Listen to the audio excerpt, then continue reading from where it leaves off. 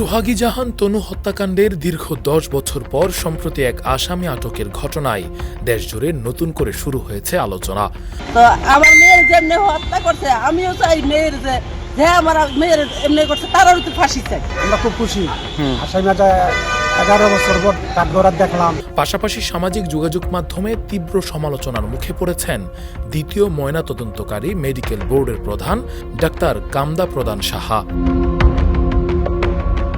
সম্প্রতি নিজের নিরাপত্তা নিয়ে শঙ্কা জানিয়ে ফেসবুকে দীর্ঘ এক পোস্ট দিয়েছেন তিনি।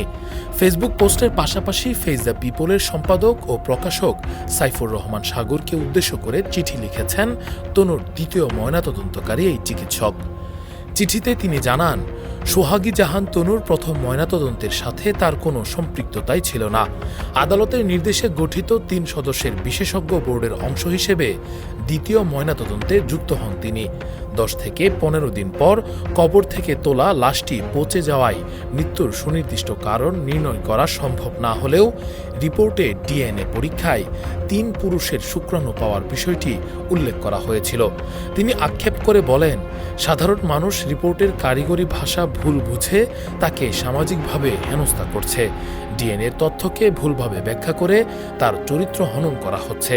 এমনকি দেশ ত্যাগের গুজব ছড়িয়ে তাকে হত্যার হুমকি দেওয়া হচ্ছে বলেও অভিযোগ করেন এই চিকিৎসক। তিনি স্পষ্ট জানান, ময়নাতদন্তের সকল তথ্য আইনিভাবে সংরক্ষিত এবং কোনো অন্যায়ের সাথে আপোষ করেননি তিনি। তাই তদন্তে সব ধরনের সহায়তা করতে প্রস্তুত।